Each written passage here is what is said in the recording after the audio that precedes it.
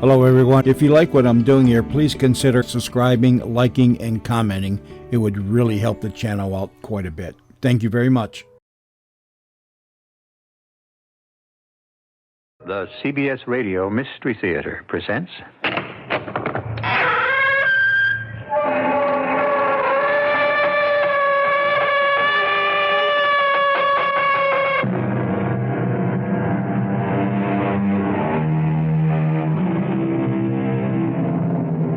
Come in. Welcome. I'm E.G. Marshall. It's a little game many people play on a train or a bus. You look at a complete stranger seated across the aisle. Your mind begins to speculate. Who is he or she? And you go through the standard answers. Rich person, poor person, beggar person, thief, doctor, lawyer, Indian, chief. It's a harmless diversion, and it passes the time. But is it possible to look at someone's face and say, murderer, and be right? You were in on the plan to kill Mr. Rogers. I didn't know Mr. Rogers. You arranged to meet with him so he could be set up for the murder. That isn't true. Then what were you doing at the railway station, in a dangerous neighborhood at midnight? I can't tell you. Please, don't ask me again. I can't tell you.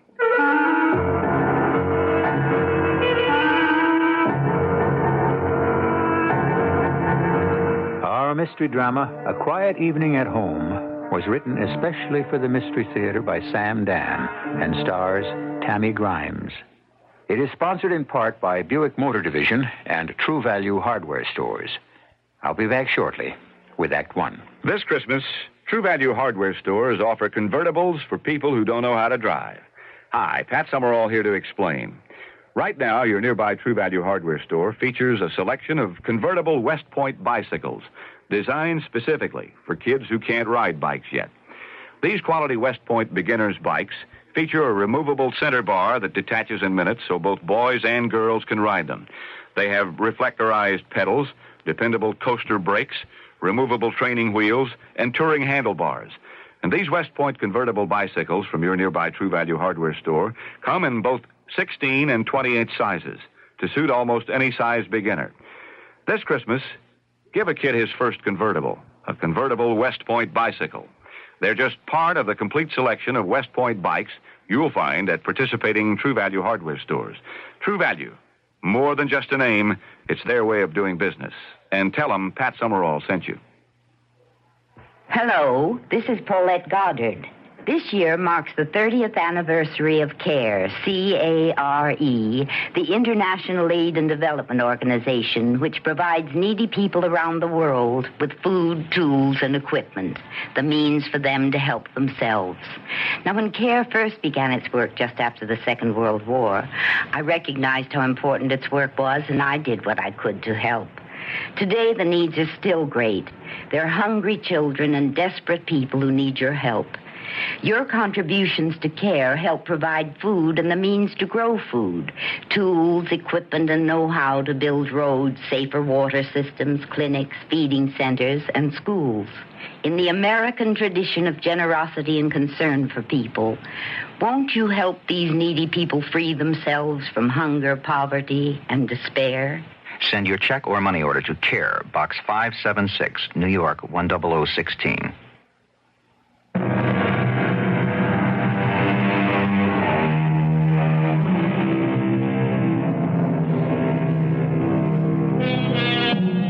Alicia Merriweather, or as she is listed in the society columns, Mrs. Albert Emmons Merriweather III, is having breakfast in her luxurious penthouse apartment in an eastern city. Her maid has the day off, and her cook is on vacation. And so Mrs. Merriweather is quite alone and has been compelled to brew her own coffee and burn her own toast, even as you and I. But Mrs. Merriweather doesn't mind. She's a good sport, and not bad-looking either. As a matter of... Oh, there goes the telephone. And she'll have to answer it herself. Hello? My dear? Yes. Oh, I was so alarmed. Alarmed? Why, Albert, dear? Well, the session broke up rather late last night, and I returned to the hotel and I telephoned you. And the phone rang and rang without an answer.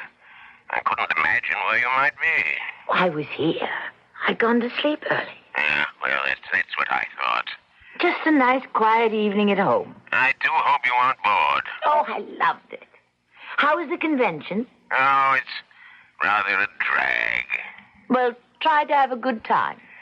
Darling, I may be compelled to remain here the rest of the week. I'm sorry. Just be a dear and get everything done and hurry home. Well, I have to say goodbye. It's time for my speech. I know you'll bring them shouting to their feet. Well, I'll get through it somehow. Goodbye, darling. Goodbye, dearest. Yes. Such a dear little man. And I just adore him. Really adore him. Hello? Dearest. Alicia. Yes, it's your darling Alicia. Have you forgotten last night? Well, how could I forget last night? But you shouldn't call me here. She'd have answered. I'd have hung up. Well, that can be just as suspicious. Is she home? No, fortunately, she has a golf date. Then you can tell me you love me. I love you, Alicia. Even a train announcer puts more passion into his voice than that. I love you, darling. And I love you, Bruce. Oh, how I love you. Look, it's only 10 o'clock. Is something wrong? Yes. It's wrong that I have to wait 2 whole hours before I can see you. Well, those 2 hours will pass before you know it. You sound so cool. So sure of me.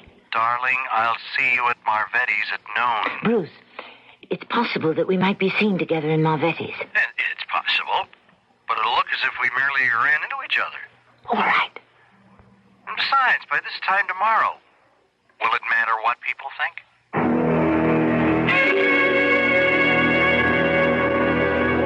Alicia. Sit down, Bruce. I've already ordered your drink. Oh, and without ice. I see you remembered. I have so much to learn about you, and so much to remember. Are you sure you want to go through with this? Yes. And you? Well, when you think of how short life really is, can you waste even a moment without the one you love? Have you really thought about it? What's to think about? She's a very wealthy woman. Well, your Albert's a very wealthy man. You have no money of your own. Neither do you. Yes, but... Are you trying to talk me out of it? Oh, no. It's just that you've become used to the ease, the luxury of life with her. Well, I'll tell you what you can never get used to. The knowing glances and the self-righteous smirking of people who consider you a kept man. Bruce. Yeah, you marry a woman who's 10 years older and wealthy, and what's the world supposed to believe? And it's true. I married her for her money, for her position, and for her influence. Surely you must have loved her a little bit. Well, I loved her as much as you loved Albert Emmons Merriweather III. I tried to love Albert. I tried to be a good wife to him. But I just can't live this kind of lie any longer. Neither can I. Oh, darling, it's wonderful that we found each other and fell in love. And we can save each other. You won't be sorry. I'll be with you. How could I be sorry? Neither of us have any money of our own. Well, I have a degree in engineering. I can get a job. I can even teach in high school. Math. What? Well, what's funny? Oh, you are Bruce Tyler, former millionaire sportsman teaching mathematics. And I can see you in a ready-made corduroy jacket with leather patches on the elbows. Patches I myself sewed on. And that beautiful socialite, Mrs. Albert Emmons Merriweather, living in some dusty suburb, doing her own laundry? But I won't be Mrs. Merriweather. I'll be Mrs. Bruce Tyler. Let's finish lunch. There's a lot to do. And we'll each take one suitcase. And meet at the station and catch the 10:30. Well, no, that's rather late now that I think of it. I mean, for you to go to the station alone. I'm not afraid. Well, I'll get there early. Still, we could drive to New York. No. Your first instinct was right. If you took a car, it would be her car. Let's each leave with nothing that belongs to them. Darling, you won't be sorry? How can I be sorry? I'll have you. Will you be sorry? Never. This is the happiest day of my life.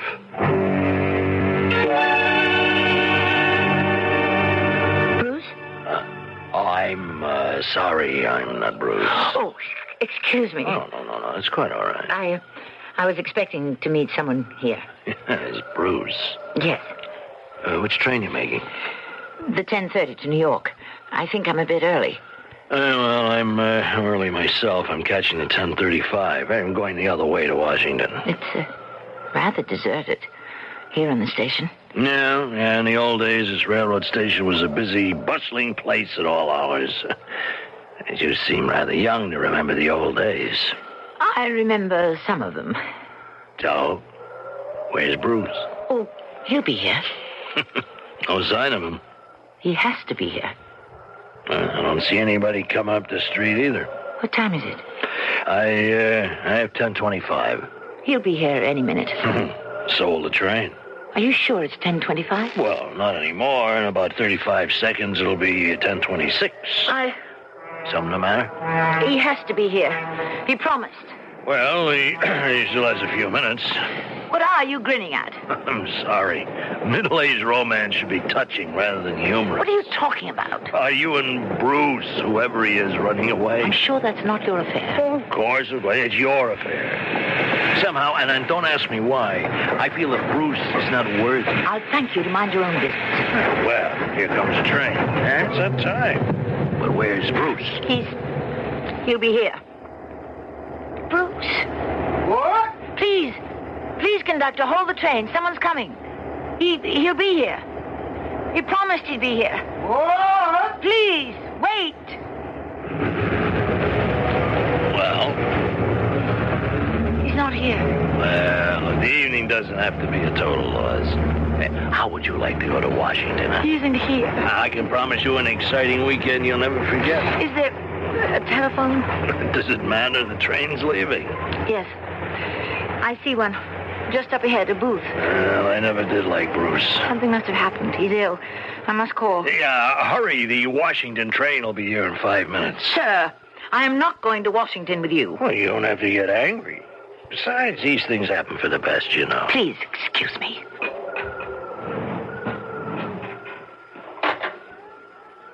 Oh, damn. Sir? Sir, could you... How can I help? I don't have any change. You simply weren't prepared for anything. Now, the next time... Do you have a dime? Yeah, sure, of course. Here you are. Thank you. I wonder what he'll have to say for himself. Poor fella.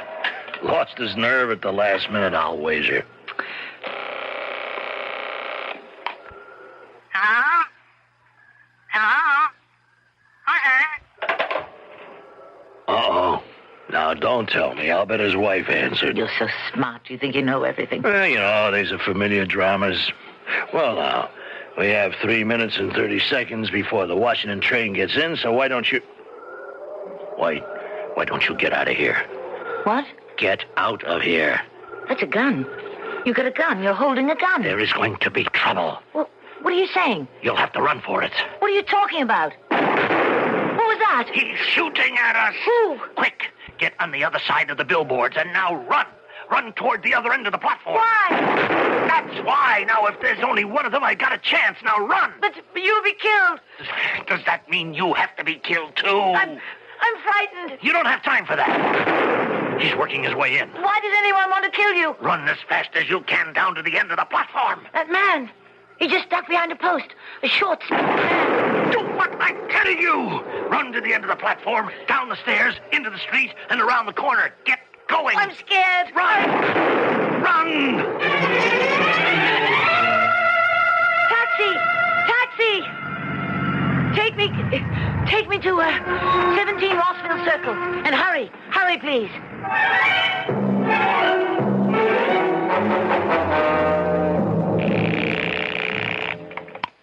Hello? Bruce. I'm afraid you must have the wrong number. Bruce, is she standing there? Is that why? I'm sorry, there's no one here by that name. Bruce!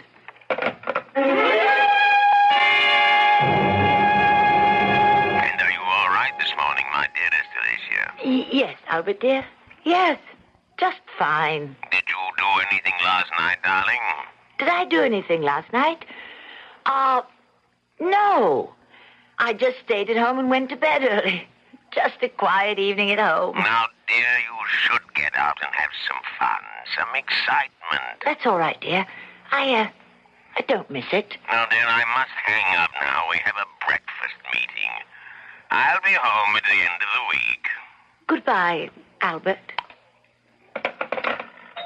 Henrietta, get the door, will you please? Damn, that's right. I gave her the time off. Just a minute.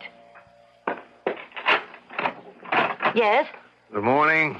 I'm Detective Lieutenant Berger, homicide. Oh? My credentials. I see. May I come in? Thank you. May I ask the purpose of this visit, Lieutenant? I must ask you to come to police headquarters. Police headquarters? Why? What for? There's been a murder. How does that concern me? Well, at the very least, you're a material witness. That's impossible. You might even be an accessory. That's ridiculous. I'm required to tell you that anything you say may be used against you.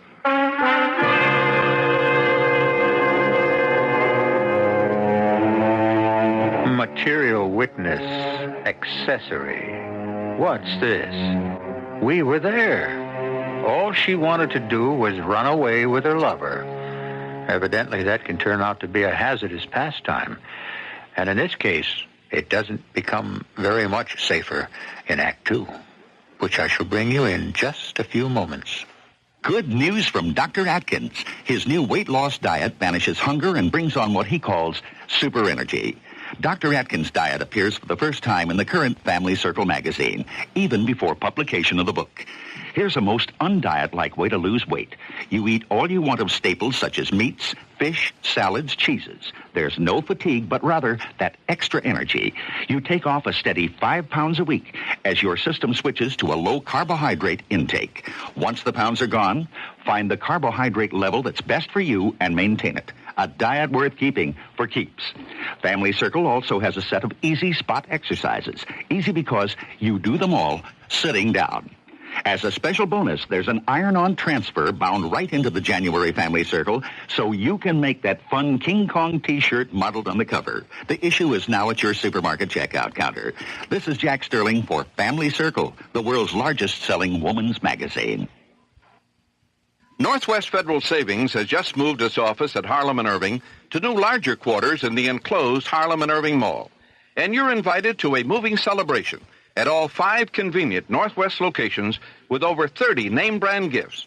Make your move to your neighborhood Northwest Federal now, and you could add life to your home with a Boston Fern plant, or select a handy pair of Whisk scissors, or Presto Burger, the easiest burger maker around, or pick up a Kodak Pocket Tele-Instamatic camera outfit. Now, those are just a few of the moving gifts in store for you, all free or available for special reduced prices when you save $250 or more.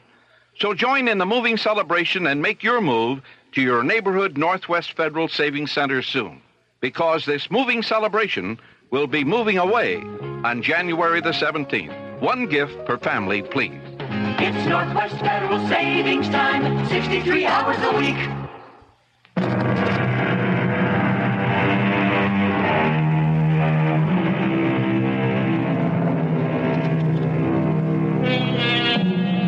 Life is filled with little surprises. All that Alicia Merriweather wanted to do was run away with Bruce Pennington. They were to meet at the railway station late last night. Well, train time came, but Bruce failed to appear. Another gentleman, however, did show up, but he was murdered. And now, a police detective is saying to Mrs. Merriweather, Mrs. Merriweather, at about 10:30 last night, a man named Cleveland Rogers was shot to death at the North Side Railroad Station. Yes? A cab driver named Barney McCool was cruising about a block away. He heard the shots, but he supposed at the time that they were backfires from a car or a truck. Do you follow this? Well, Then he saw you. Me? He described you most accurately. He saw you running from the railroad station. You got into his cab, and when he heard about the murder, naturally he reported it to the police. Is he sure it was me? The address is recorded on his trip sheet. Is anyone else living here who resembles you? No, but... Do you deny you were at the railroad station? What were you doing there at that hour? Do you deny that you knew Mr. Rogers? Well, you don't have to talk to me, but you'll have to talk to somebody. I'd advise you to call your attorney. My attorney? Look, Mrs. Merriweather, I'm sure your husband has an attorney. Oh, no. I heard of your husband. A man like him, he's got to have an attorney. No, I couldn't talk to him. All right. Let's go. Go? Where? What do you think we've been talking about? The police headquarters. But I can't do that. My husband will find out. I don't see how that can be avoided. But it must be avoided. It must be avoided at all costs. Mrs. Merriweather, we're dealing here with murder. But I had nothing to do with it. What were you doing at the railway station? Now, why do you refuse to answer that question? Because I can't. If you won't say why you were at the station, we will have to conclude it's for a reason you don't want known. For instance, why was Cleveland Rogers at the station? A lonely place like that. Especially since he knew certain people may have been looking for him. Mrs. Merriweather, were you the decoy? What are you saying? Rogers had an eye for a good-looking woman. Were you the one used by the killers to lure him to his death? Lure him to his death? This sounds like a thing in a tabloid paper. Yeah, I'm afraid it does. You're talking to me. I am the wife of Mr. Albert Emmons Merriweather III. What would I know about gangsters, mobsters, killers? I don't know what you do in your spare time. This is monstrous. Yeah, murder is. And it's not just the murder itself, which is bad enough, but the company it keeps, the trail it leaves. The victim isn't the only one whose life has been destroyed. If you do not explain your presence on that platform, people will form their own conclusions. But how? And they will not be flattering to you. And what will you do if the killer claims you were in it with him? And then turns state's evidence to save his own neck? Please believe me. I had nothing. Believe me, I'd like to believe you. But you must meet me halfway. What were you doing there? Please, leave me alone. Are you protecting someone? How did you know? Are you? I'm protecting someone. And I'm also protecting myself. No, you're not protecting yourself. You're destroying yourself. Now, for this somebody else. Were you supposed to meet someone at the station? Yeah, of course. It's the only thing that makes sense. Who? I'm not at liberty to tell you. Mrs. Merriweather, you must tell me. Why? Why do you have to know who he is? Because he has to corroborate your story. Oh. Yes, that's what it comes down to. Oh. You see, Mrs. Merriweather, sooner or later, you'll have to tell us his name.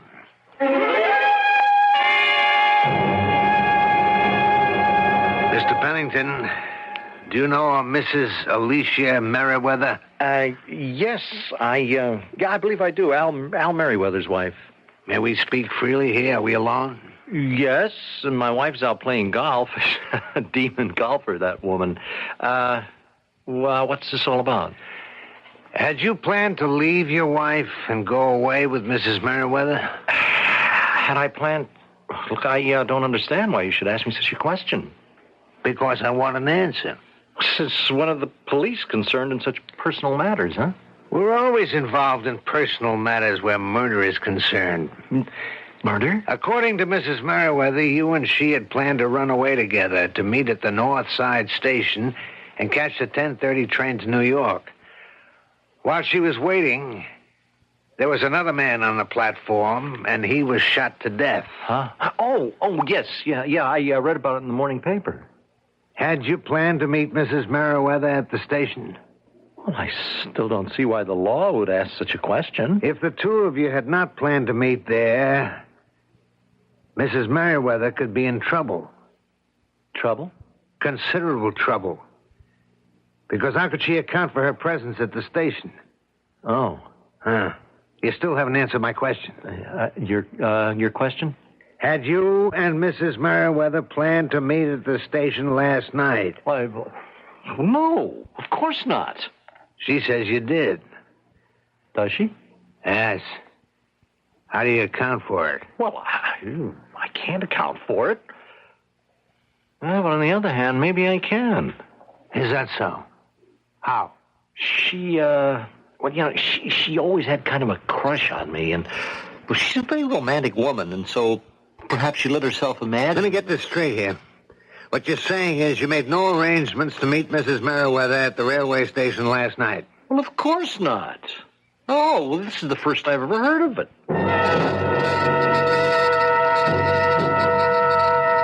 But it's true. It's true. I'm sorry, Mrs. Merriweather. We'll see about that. Mrs. Merriweather. We agreed to meet. Something happened. He must have been ill.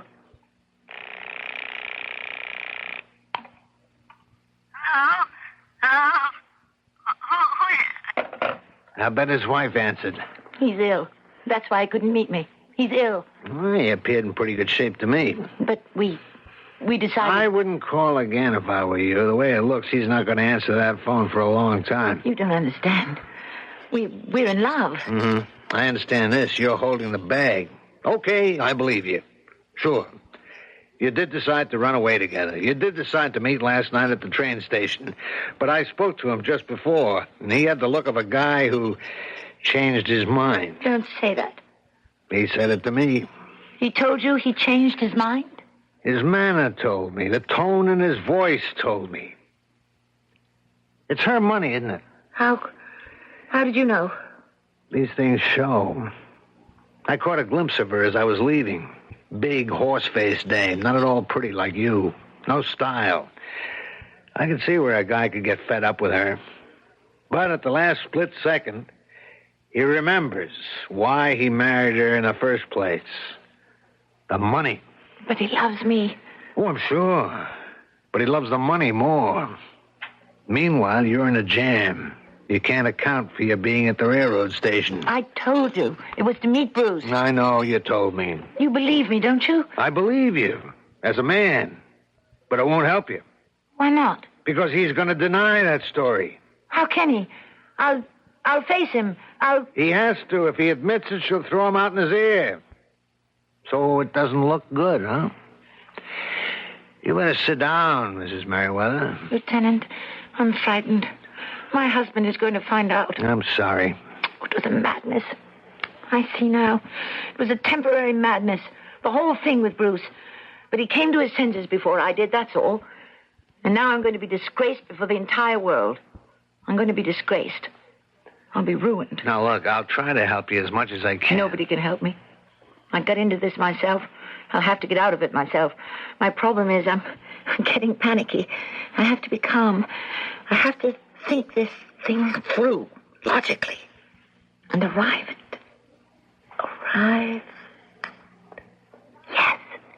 Yes, I've got it. I'll deny everything. What will you deny? I'll start right here, right now, and I'll deny everything I ever said to you. And so, therefore, if you have come here to talk to me, you're wasting your time and mine.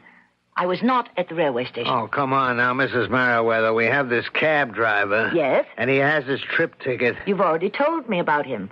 What else have you got? What else do we need? He says he picked me up a block from the railway station. Less than a block, and you're in a highly agitated state. Was I? That's what he says. You realize it's his word against mine. Oh, now, Mrs. Merriweather. He can say whatever he pleases. I'll deny it. I see. Well, explain why he should falsely identify you. I haven't the faintest idea. It isn't my problem. But what reason could he possibly have? Well, let me see. Suppose I put it this way.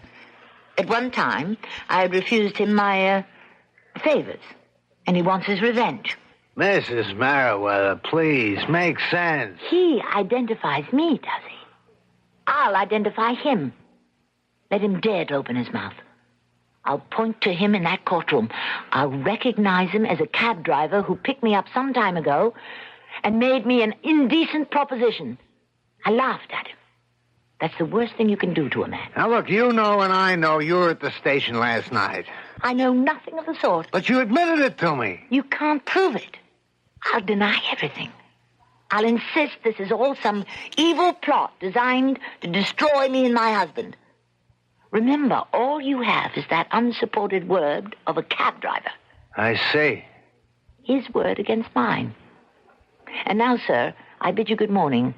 Unless, of course, you intend for me to accompany you to police headquarters, in which case you will have to take me there by force. Now, look, this isn't your style. You're basically a very nice lady who's been caught up in an indiscretion. I must ask you to leave. Now, first, I must tell you a story. I'm not interested. It's very brief. A playboy named Cleveland Rogers runs up a very large gambling debt with an underworld organization. I've heard that before. And they decide, for a number of reasons, to kill him. You've already told me. And they do kill him. Last night, at the station. You are a witness. You can't prove I was there. Right. I can't. The law can't. But the law is not your problem. Your problem is with the killers of Cleveland Rogers. They know you were there. They know there's a witness. And they know they have to kill you. And I know when somebody's trying to scare me. Let me put it to you this way. We found you. Now, can you be sure that the killers won't be able to find you? How can they find me? They didn't even see me. From a distance, maybe. But they don't know what I look like. And furthermore... Yes? Oh, my good Lord. Hey, Mrs. Merriwell, what's wrong? Do you want a glass of water? My suitcase. Your suitcase? I brought a suitcase. And when I ran away, I didn't think... I was so scared, I forgot I had it. I left it right there on the platform, outside the telephone booth. We didn't find a suitcase on the platform? Then they have it. The ones who killed Mr. Rogers. They have it. And it has things in it. With my name and address.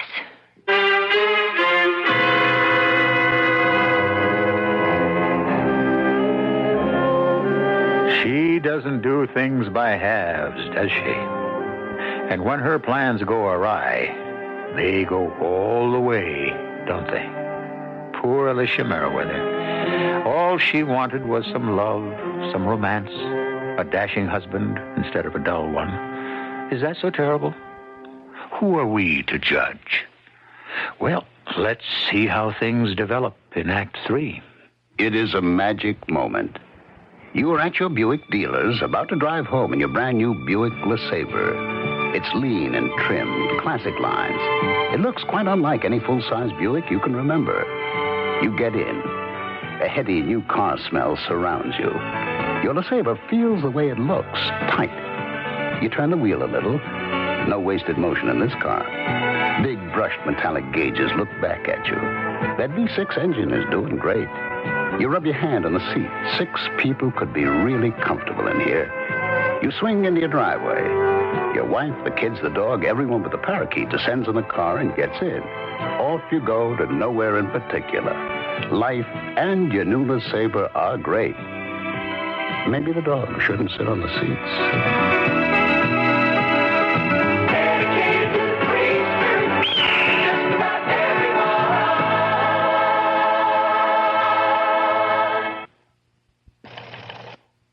WBBM Chicago.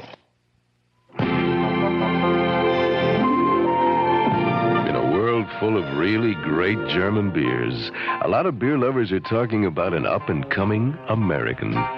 We bring the hops of the old world. For the beer that we brew here, you get the best of both worlds. Augsburger beer. One reason those imported beers taste so great is the hops. They're grown only in a region on the shores of the Danube, known as Hallertau. They're the hops that the old world brewmasters demand, because they alone give a beer that rich, full-bodied taste. And these are the very same hops we demand for our American beer, Augsburger. We think we're quite justified in our demands. You get the best of both worlds. Discover discover the ultimate. Augsburger beer. Available at Walgreens and other fine beverage centers.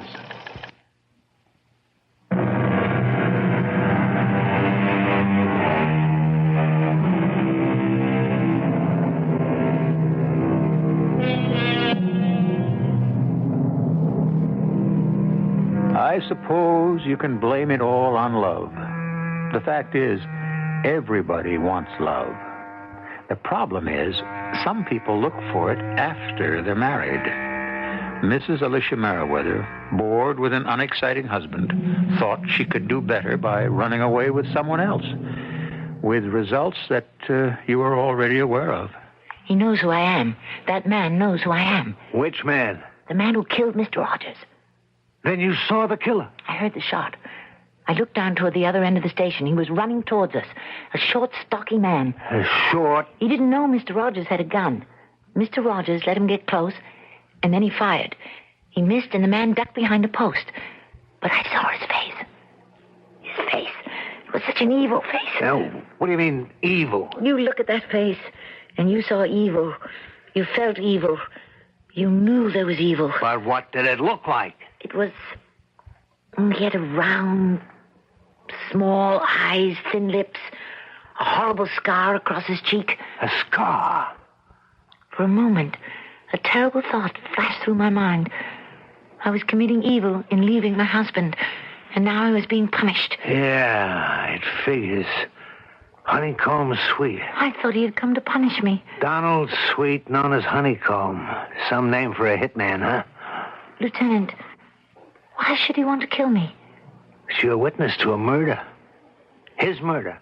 Who says I'm going to testify? I mean, is there some way I can assure him he's safe as far as I'm concerned? Is there? Now, look, Mrs. Merriweather, you're becoming hysterical. Certainly, and with good reason. Could I place an ad in the paper? To the gentleman who committed murder on the night of April 11th on the North Side Station platform, I will not testify against you. Signed, the witness. Let me get you a glass of water. I can't become involved. I can't. Now, please, get control of yourself. It's all over for me. All over. If this evil man doesn't kill me, Albert will divorce me. The story will come out. It will, won't it? Well, some of it, yeah. And I deserve it. Why? Why did I ever... What did I ever see in Bruce Pennington? Calm yourself, please. A weakling, a coward, a foolish insipid. He didn't mean a word of what he said to me. And the last minute, his true nature... Mrs. Merriweather, you must try to think rationally. What do you suppose I'm doing? Yes, Albert. Calm, patient, kindly. Oh, Albert. Now that it's too late, I realize how much I love you. Mrs. Merriweather, about the murder... Do you realize I've ruined my life? Completely. Albert was quiet so much of the time. But that's because he was thoughtful. Bruce talked all the time. And I see now it was the chatter of a parrot. Your life is in danger. It doesn't matter.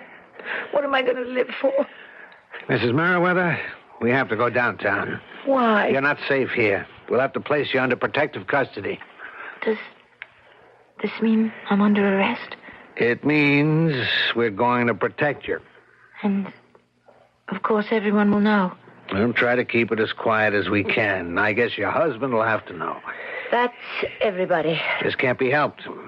Suppose I refuse to go with you. If you agree to drive downtown with me in my car, we can do it quietly.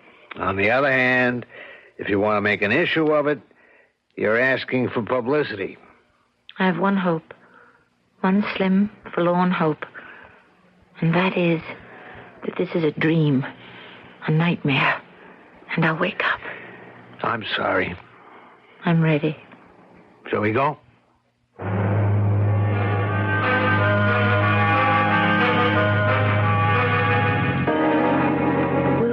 Will there be reporters? No, not yet. Not yet? You'll be booked quietly. Booked? You see, you're a material witness. But I'll be under arrest. No, not exactly. It's all kind of a gray area. But my connection with this, it will come out.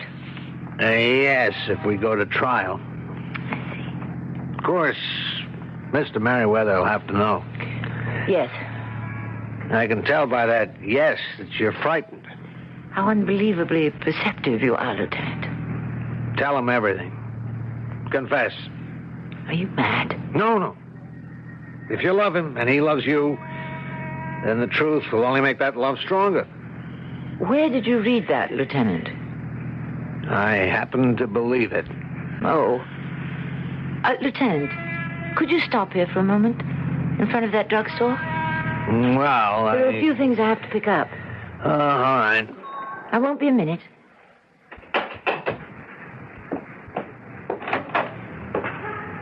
Do you have a telephone booth? Oh, I see it.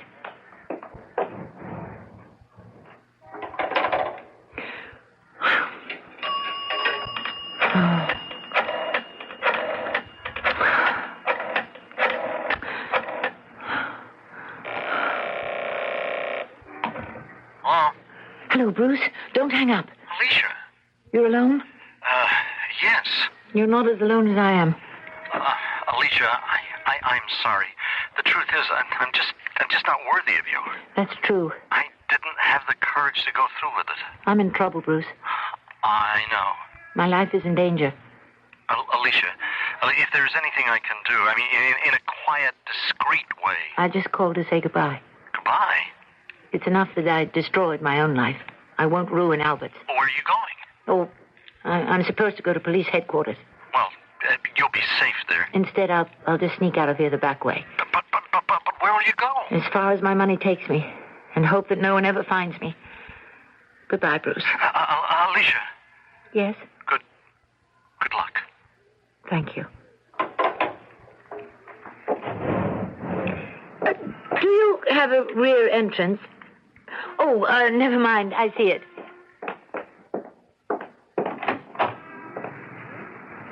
Taxi!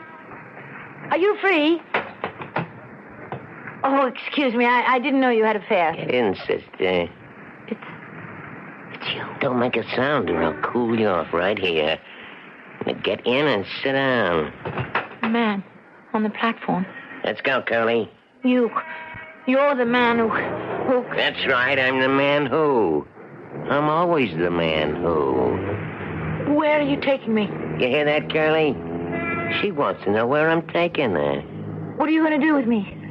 That's one of those things. One of which things? Why do you use euphemisms? I beg your pardon. Why did you come out and say what you mean? Why don't you admit you're going to kill me?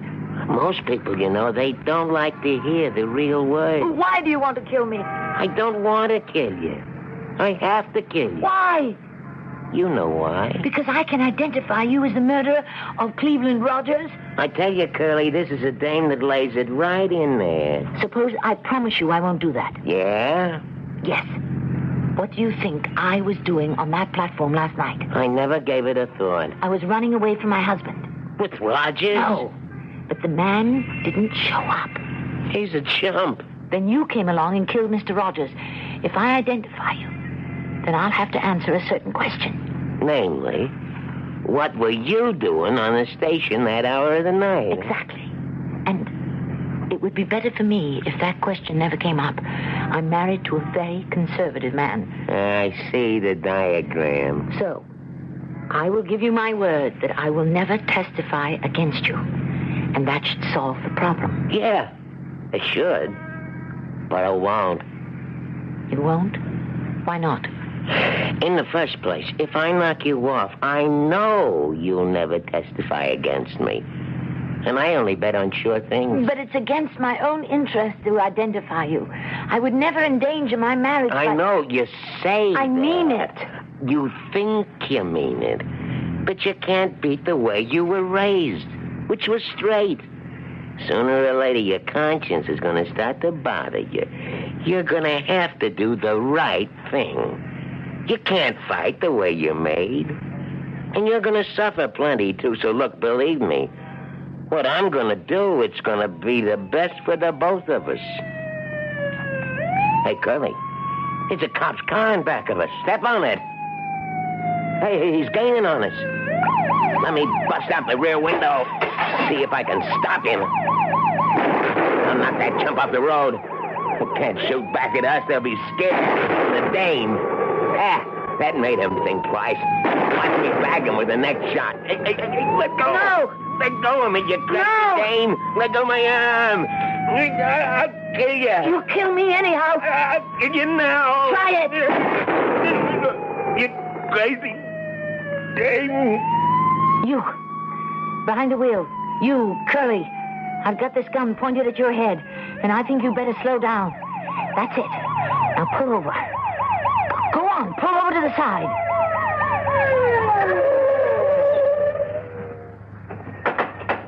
Mrs. Merriweather, you okay? Here. Please take this gun. I think I'm going to faint.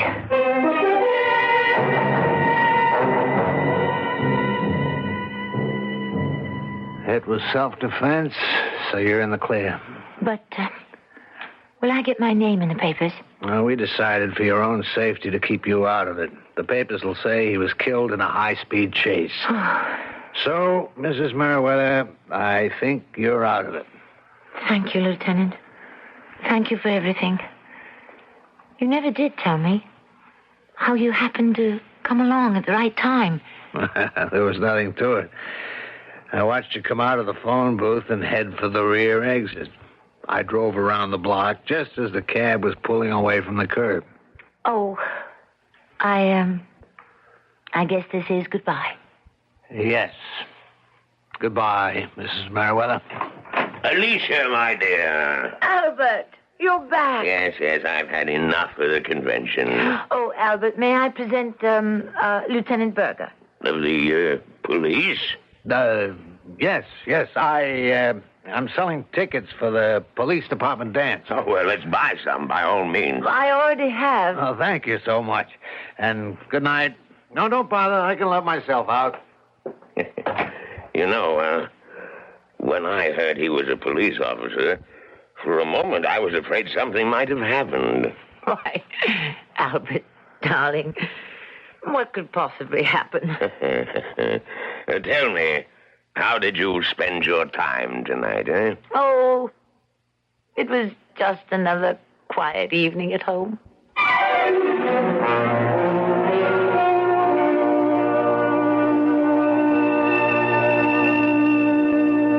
Has Alicia learned her lesson? I don't know. Does anyone ever really learn a lesson? You think she'll be happy with Albert now? Or will she have her head turned by the next handsome guy who happens along? Another thought. Albert, was he really at a convention? Who can tell? All I know is I'll be back before you have a chance to miss me. The table looks wonderful, sweetheart. Oh, thank you, darling. Reverend Berkey will just love it. Thank you, darling. Dishes, the silver... Wait a minute, what's this? New Minute Maid 100% pure lemon juice. Why? Because they use only fresh lemons. Why are... Because we're having lobster, and lobster needs lemon. No, why are... Oh, because the leading lemon juice is reconstituted. It has chemical preservatives. Oh. Minute Maid lemon juice is pure lemon juice, and it's frozen for freshness. Oh. Here, just taste Minute Maid. No, I don't have to. Oh, come on, you can taste the difference. Oh, boy. Taste different. Sure, it tastes like lemon. Minute Maid has the juice of 6 fresh lemons in this plastic squeeze bottle. What? Oh, at the door. Oh, I'll let him in. Oh, Reverend Berkey. Good evening, good evening. Hal, here's Reverend Berkey. Why is your husband talking like that? I was tasting the David He was tasting new Minute Maid 100% pure lemon juice. He's been at the cooking sharing. No, yes, Reverend, honestly, it was the lemon juice. New Minute Maid 100% pure lemon juice in your grocer's freezer case. It's got a fresh taste people really notice.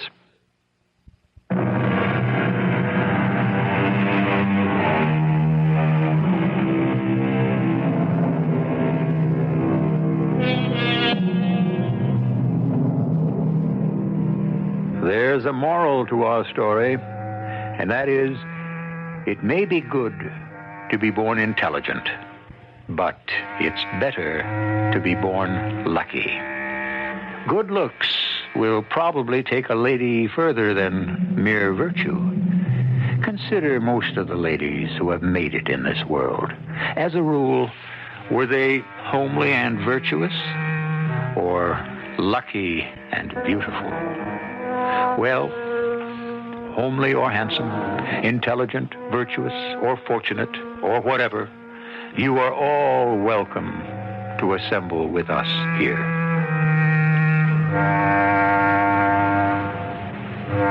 Our cast included Tammy Grimes, Robert Dryden, Leon Janney, and Earl Hammond.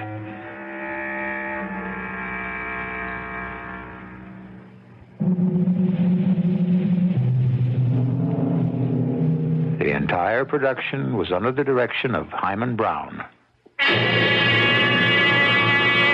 And now, a preview of our next tale.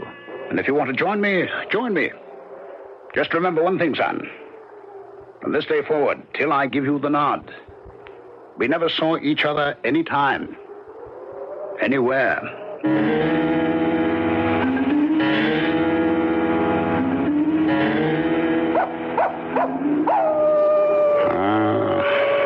There never was a night, moon up or moon down, that I don't ache for you, Rainbow. Why did you leave me behind? Yes, Mrs. Moonlight, I know. She's gone. Time for you and me to take the little sleep. The big one is not scheduled for us yet. The future is still ordained. I wonder what it holds. Radio Mystery Theater was sponsored in part by True Value Hardware Stores and Buick Motor Division. This is E.G. Marshall inviting you to return to our Mystery Theater for another adventure in the macabre. Until next time, pleasant dreams.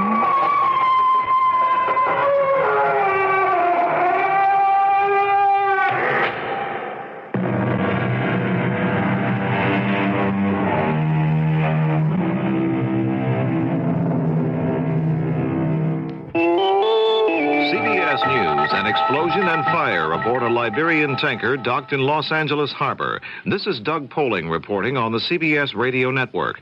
The blast tore through the tanker, the San Sanina. CBS News correspondent Terry Drinkwater reports. The explosion was felt over most of the Los Angeles... Children and great-great-grandchildren. Mrs. Theodosia Ray was 100 years old. Wisconsin authorities say they will seek warrants against a Milwaukee woman and her 3 brothers in connection with the slaying of a Milwaukee girl. The victim, 17-year-old Patricia Davis, was reported as missing by her foster parents in June of 1975. Her body was found in Des Plaines, Illinois. The SS Illinois, a 684-foot cargo ship, was supposed to have been launched today in the state of Maine, but the launching was postponed because of poor weather. Kay Wilson is our engineer tonight. We'll have details coming up on these and other stories as the evening hours go along. WBBM News Time is 9:45. In Chicago, the temperature reading is 45 degrees at Midway Airport. In sports, Bob Safford has a report on that Oakland win today over New England. The Oakland Raiders, who have come from behind so many times over the years, turned a 21-10 fourth-quarter deficit into a 24-21 victory over New England to move into the AFC Championship.